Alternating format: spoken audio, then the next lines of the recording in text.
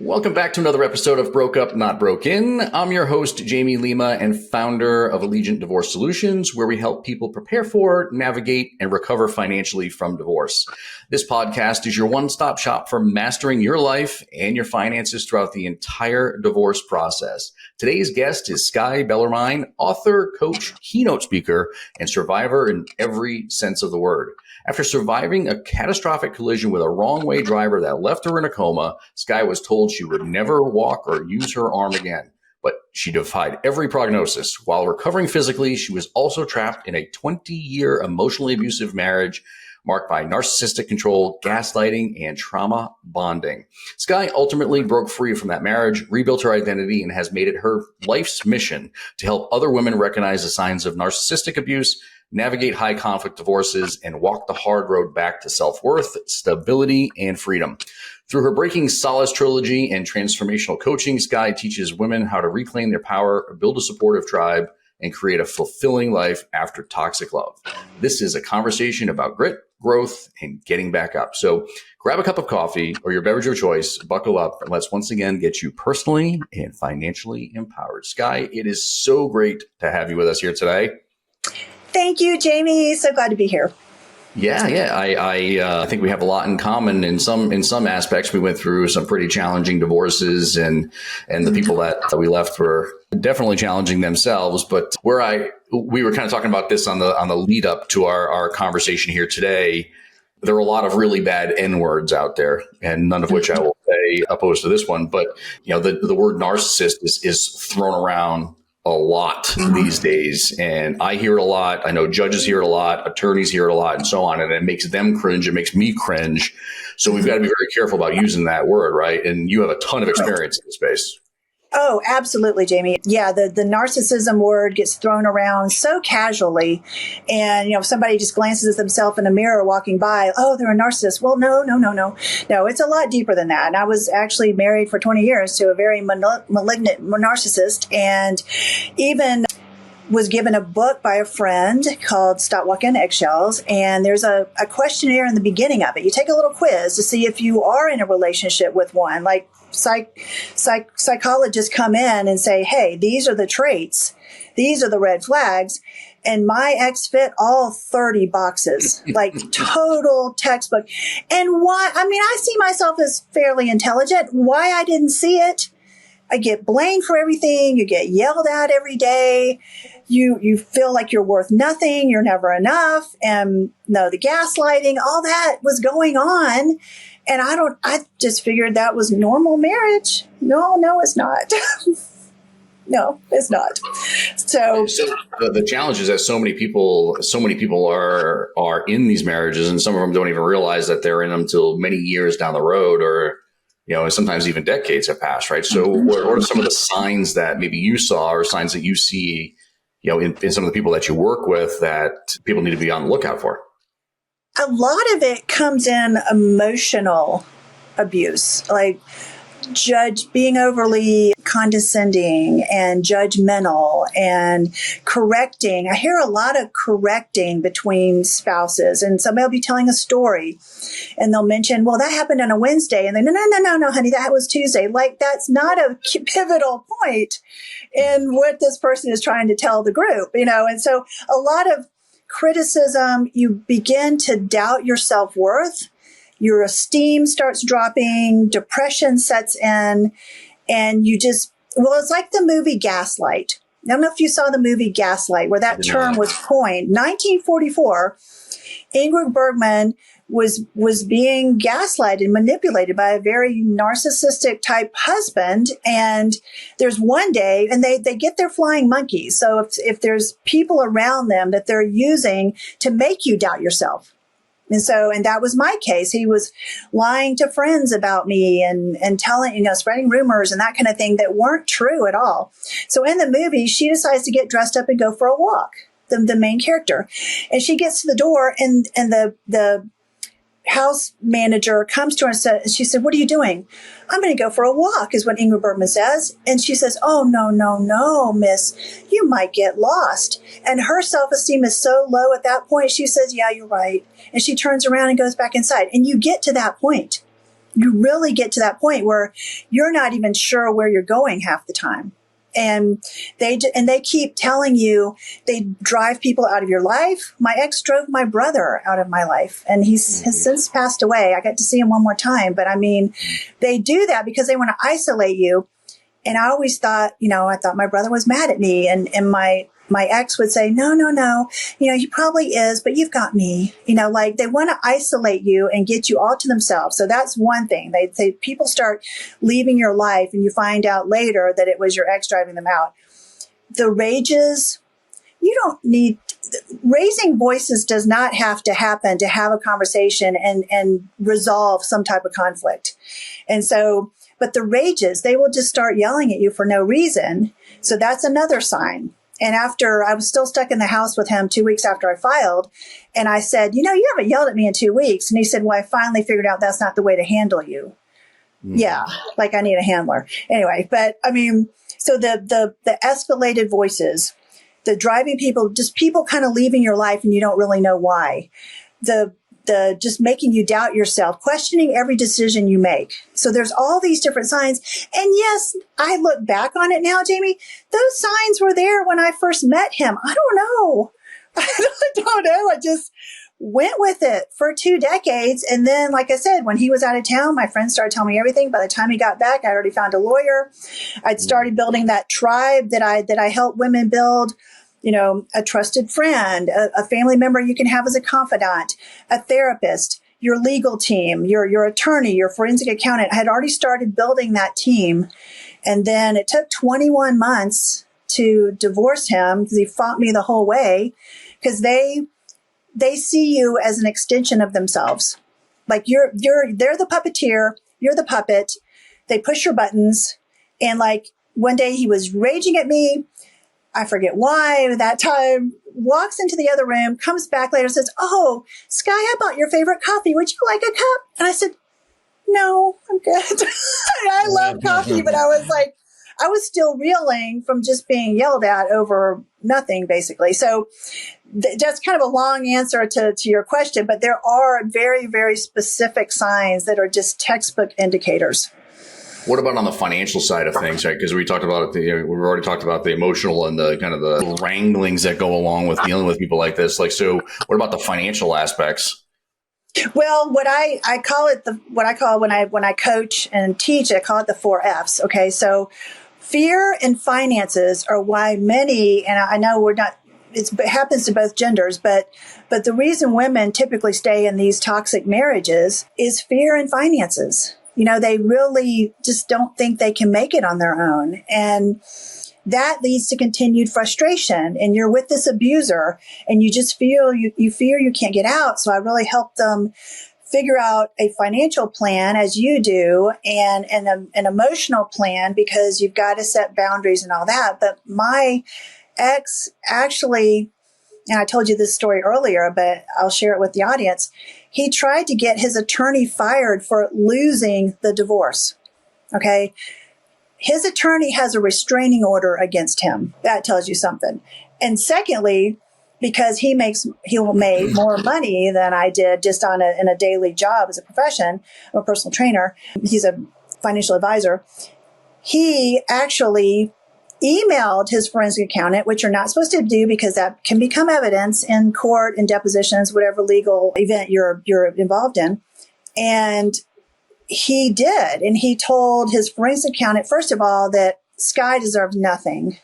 After 20 years of putting up with him, anyway, Skye deserves nothing. And secondly, he told the forensic accountant, the expert, which discount rate to use in the financial projected calculations. And so he had to read his emails back. My attorney was questioning him during this deposition, and it was during the pandemic, so it was all virtual. We were all on Zoom. He had to read it to all of us what he had told his forensic accountant to do. And, that he just took control, and he wanted me to basically live under a bridge, probably. And I will tell you, one day I was driving home from work, and there nearby, I came off the interstate, and under this bridge was a very long-haired blonde just standing there. And I cried a little. I'm like, that's probably what he envisioned. And I will tell you, that's not what happened. Because, like I said, he tried to get his attorney fired for losing. So, but if they just want to control you and they want to control the finances. And I'll tell you this, every month, and I have this scene, the scenes in Breaking Solace are I can't make this stuff up. And people are like, did he really do that? Yeah. Every month we'd have, a discussion about the credit card bills and all that. And he'd always say, okay, Skye, I know it's okay. I'll move some money. I'm thinking, what did I didn't buy anything big. So then we get into the divorce, and my attorney, we had the Mint database where you can see each other's transactions. So my attorney said, log into that thing and see where the cash is going, because we still had a joint account because it was during the divorce. And oh my God, he spent $7,000 in one summer on clothes and fragrances. Mm-hmm. Was the involvement of the forensic accountant simply because he's a financial planner and you thought there was going to be some funny business going on, which I could have probably were the angle, right? Yeah. They were on the lookout for where my ex could have hidden money or whatever. And he fought the whole, even joint accounts. He would say, investment accounts. He'd say, no, I really meant to just put that in my name. Well, why didn't you? It's been joint for, 10 years. So, there was a bunch of back and forth. And finally, what my attorney was telling me is that the narcissist in these negotiations has to feel that they won a battle. There's the war going on. It was, like I said, 21 months, back and forth. And so the final battle that I gave him was tax related, just to have a little upper hand on some of the tax, because we had another couple of joint tax filings that we would have to do. And so then he signed. He signed. Once I agreed to that, he signed. Wow. But I know, I wish I'd known that on day one. But anyway, it was to me, Jamie, what was so puzzling was changing his mind. They act like they're all tough and the smartest. He always said he was the smartest person in the room and nobody understand him. And his performance evaluations would always say he's inflexible and always has to have his way and, never listens to others and all that kind of stuff, which is totally true. And so, but he always said, I'm just the smartest person there and nobody understands that. And so I have Blake, the narcissistic character in my book trilogy, always saying that same kind of thing, they just don't get me at work. And so Tally, the main character, she listens like I did, just to keep listening. But they want to make everybody think that that they have prowess, they have finesse, and they know the most about anything that they're doing. And that includes the finances. So it was definitely a roller coaster ride. Well, so let's stick with that for a second. So walk me through how you were able to go from this financial, I don't know, maybe a sense of unworthiness or I don't know if that's the right word, but I'm sure there are a lot of women, and I say this, and probably some men that might be out there that are listening that are wow, I'm dealing with this exact same thing. I feel like I've been beaten down. I can barely get myself out of bed in the morning, and then getting yourself through that entire experience, because I've been there. I had health issues that cropped up in my own situation just because of the sheer stress that is associated with the divorce. So how do you go from that unworthy frame of mind to now financially capable? Well, first of all, like I said, making sure you can't walk this road alone. And it takes friends and family and faith and therapy and all that to kind of get your tribe. You need some people around you, first of all. And so many awesome pieces of advice from my attorney, but one piece was, don't ever have a financial conversation with him. So I was stuck in the house for 6 months before I could get my finances together to get out and at least rent something temporarily, so to get out of there. And so, he'd say, okay, let's talk. We can talk about finances. And I said, no, I can't. My attorney said not to. He said, I won't tell. I said, well, no, I'm not talking. So first of all, set boundaries. Like get your boundaries. Don't have financial conversations with them.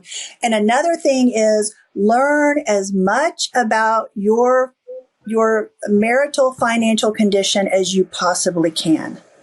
I cannot emphasize that enough. And that's why I had Tally, who's an interior designer in my book, suddenly take an interest in the finances, because that's what I did. So suddenly I said, well, yeah, you've been wanting to talk about investments and all that. Let's do that. So I got the passwords to all the accounts during this conversation. I got the bottom line of what our marital asset base was, so that I would know percentage wise, what I might be entitled to along the way. And so I cannot emphasize that enough to try to understand, because I know I have friends who didn't even fill out the statement of position or the statement of income and expenses in the beginning, like what you're estimating your household is worth and all that kind of stuff. They didn't know. They knew nothing about the finances, and they were the ones being the petitioner on filing for divorce. And I'm like, no, you've got to learn. You've got to try to figure it out. Even if you don't have a financial acumen at all, just try to get some numbers. Be interested. Try to find some information. And then, like I said, having a team together to help you walk the path, and really hold your cards close to your vest.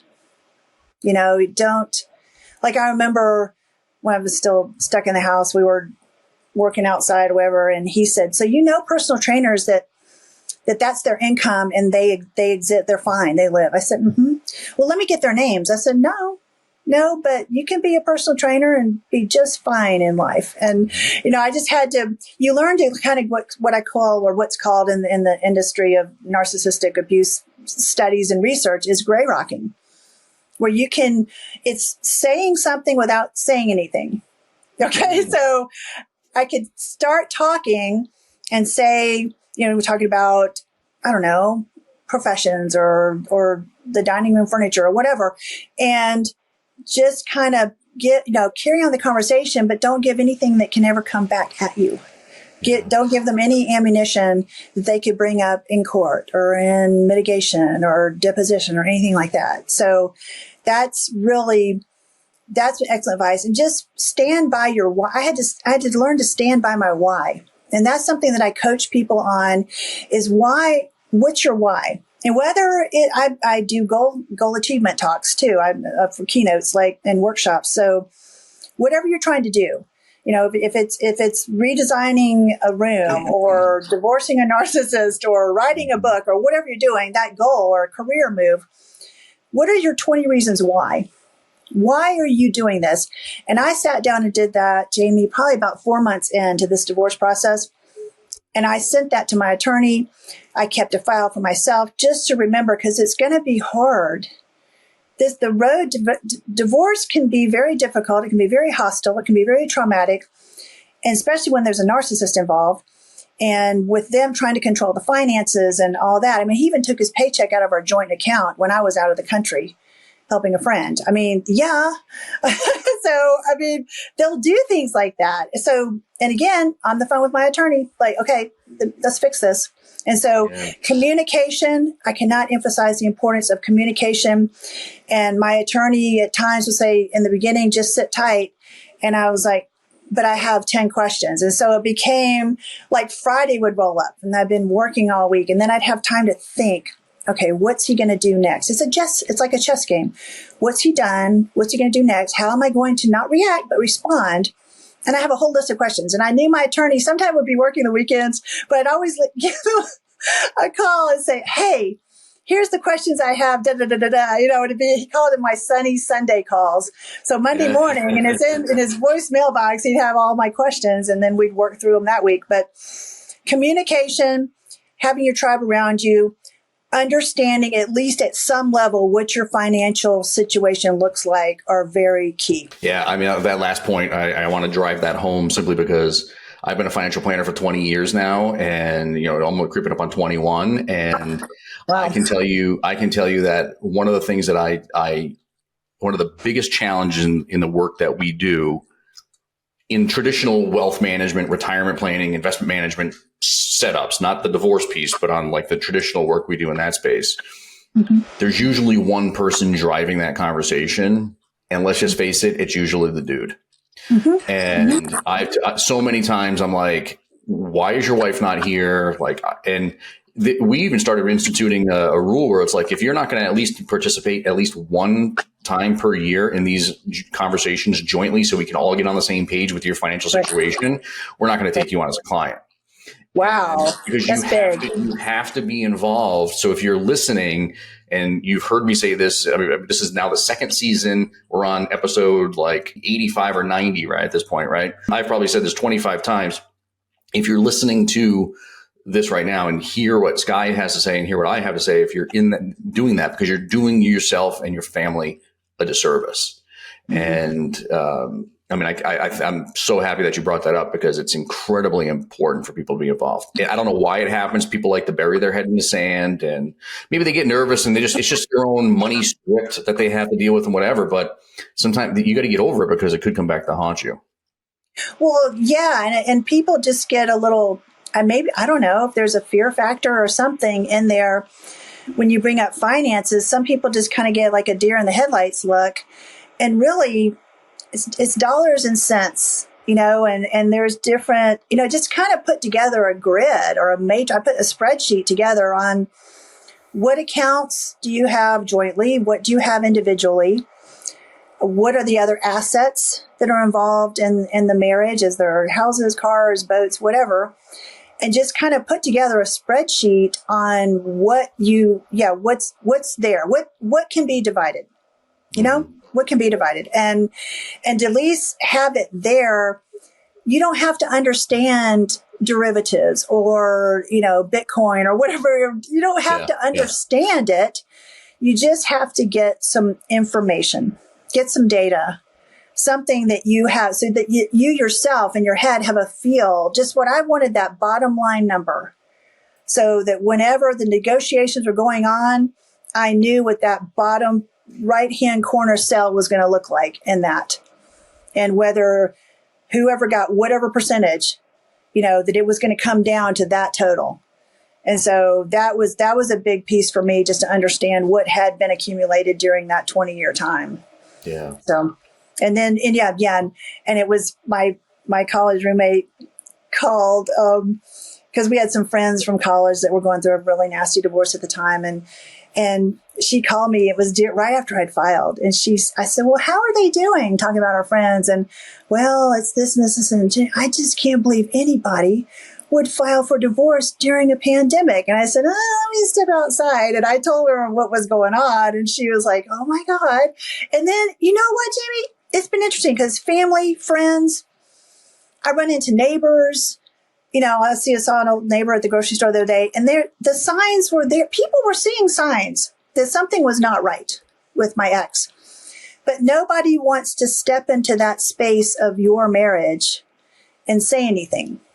Even relatives are like, yeah, we knew something wasn't right, but we just figured you'd figure it out. Oh, well, yeah. After my car wreck, my really good friend, my orthopedic surgeon, I called him and we were just talking and he said, well, I always knew he was controlling you, but I just thought you were handling it. And I'm like, I was trying to handle it, but it went on for so long that I really didn't know which way was up. Yeah. So until some people really stepped into my life and said, hey, you're different when you're not around him. What's going on? So, I get it. I've had the same experience too. It's like, I wish you would have told me when I was in it because maybe I would have opened my eyes to some of these things, but as soon as the dust settles on the divorce, everybody's like, I should have told you that 10 years ago. I'm like, wait, what did you want?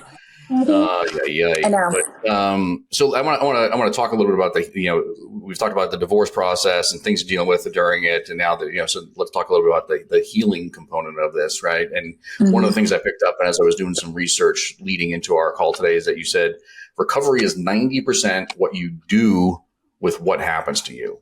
Mm-hmm. How do you maybe touch on that a little bit? But one of the things where that comment is stemming from is I'm like, how do you get yourself through this experience and you've recovered, you're now in this, the phase of recovery.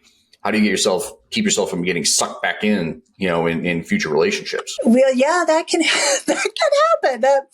So life is 10% what happens to you and 90% what you do with it. And Jamie, that whole idea kind of was born of my car wreck. Like, I was hit by a wrong way driver. This other driver was outrunning police on the wrong way on the interstate, and I swerved. I tried to get out of her way and I couldn't. And so she nailed me, coma, 12 surgeries to rebuild me. And this was the arm they said I'd never use again. And yes, I can stand up and walk and all that. But it took 6 years and 12 surgeries for me to recover from all that. And during that time, I just started thinking, people are like, oh, are you going to drive again? Well, yeah, I mean, I got to go to work and stuff. It's like, you can't let what happens to you define you, to limit you. And so you try to figure out what you can do with it. How can I help somebody else through my experiences? And so I don't want anybody to continue to exist in any type of toxicity, any type, and all narcissistic relationships are toxic, but not all toxic relationships are narcissistic. Okay. There's a spectrum of toxicity there. And I just want to help women. That's why I started writing the Breaking Solace trilogy. Like, during the divorce, I started writing that. And so Breaking Solace is where Tally, the main character, starts seeing these behaviors that Blake's exhibiting, and what she goes to a therapist and she starts trying to figure things out. And then escaping is actually when she plans her escape route, and gets through the divorce and all that. And then the third book is entitled Without Solace. And that is a paradox. Their last name is Solace. So she will be having peace. And one thing that I had to learn, like right after I filed, and finished the divorce 21 months later, my mind was like, other than work, pretty much was on that. I wake up thinking about the divorce. I go to bed thinking about what's he going to do next? What's he going to do next? That pit of the stomach. I'm so glad that's gone. But people, I said, well, what do I do? Like, what? And people said, well, what did you used to like to do? Because I gave up all my pastimes for 20 years because I had to do what he wanted to do. And so I did, you just end up going with the flow because you don't want to make them mad. And so I thought, wait a minute, I used to play golf. Oh my gosh, I used to play golf. I love golf. I even he was going to play golf with me when we first got married. I had a set of clubs made for him. Yeah, they sat in the garage. Anyway, I couldn't watch golf on TV because he wanted to watch something else. So I started playing golf again. And so I'm not great, but the women's PGA is not going to call me anytime soon. But I'm back out on the course, Jamie. I joined a club. Love it. And so, well, what else do you like to do? So you have to remember your past. Part of the healing process is remembering your pastimes. I used to play piano. So I thought, well, let's do that. So there's a Steinway downstairs in my living room now. It's like, what did I give up? Ask yourself, what did you give up to keep the peace? And then start bringing those activities back into your life. And yes, you go with dating apps and all that kind of stuff. You might end up dating some controlling people again. Yeah. I experienced that a little bit because you're an intelligent empath, and that's what they feed on. A narcissist wants an intelligent empath because they have no empathy. And they want somebody that has the characteristics that they would love to have, but they never will. And so that was that. And so friends around me said, don't go down that road again. I'm like, okay, so no. But I will tell you, I've met somebody amazing, really sweet, not controlling, and I'm happy. And people will come up to me, Jamie, they'll see me in the grocery store. Oh my God, Skye, you're just like glowing. You're like happier than I've ever seen you. What is going on? I said, well, I divorced. I met somebody new. I'm playing golf again. I have my job that I love. I'm doing some teaching and speaking and writing, and life, not to be cliche, life is good. Life is good. But I will tell you this, it's still up and down a little bit because there are triggers. There are things, somebody says something or ask about the ex or whatever. And, there are things that kind of make you remember, and then you're thinking, but then right after that, you don't go dark like you were when you were in the relationship. You think, but that was then, and this is now. And so the healing process continues, and it's just, I want to help people realize that they may be in a tunnel, and it may seem really dark in this toxic relationship, but there is a light. There is a light. And like I said, keeping the friends and the family and the faith and having people around you to walk with you. Because I'm one of those people that when things are going down, I'm one of those people that just kind of retreat, off the grid a little bit and try to figure it out. But I had to learn during that process that I couldn't do that alone. Yeah. So I had to have people around me. And that also launches the healing process, because you are around people who actually care about you, who are not wearing a mask, who are not just having one little playbook of certain things that they say and do all the time that becomes very predictable with a narcissist over time anyway. But you have people that truly care about you, and that is vitally important for the healing process. 100%. Yeah. Well, Skye, thank you so much for joining me today and sharing all this incredible insight. I mean, there's a lot of people that are out there that certainly need to learn from your, what I think is like raw honesty and, that kind of that unshakable grit and strength that you've had. So I appreciate you sharing that with us. The journey from, trauma to triumph, really offers listeners, I think, an incredible amount of hope. So to learn more about Skye's work, coaching, and Breaking Solace Trilogy, listeners, we're going to link to her website, all of her books and the social platforms and whatnot, all in our show notes. So don't worry. You don't have to worry about jotting that information down. We'll make sure it's in the notes for you. And if you're facing a financially complex or emotionally challenging divorce yourself, and we can certainly help you on the financial side of things, reach out to us at Allegiant Divorce Solutions. We can help you provide and rebuild yourself with a clear, confident future. Visit us at allegiantds.com. Be sure to just subscribe to Broke Up Not Broken for more real stories just like this, practical tools, and emotional guidance. Until next time.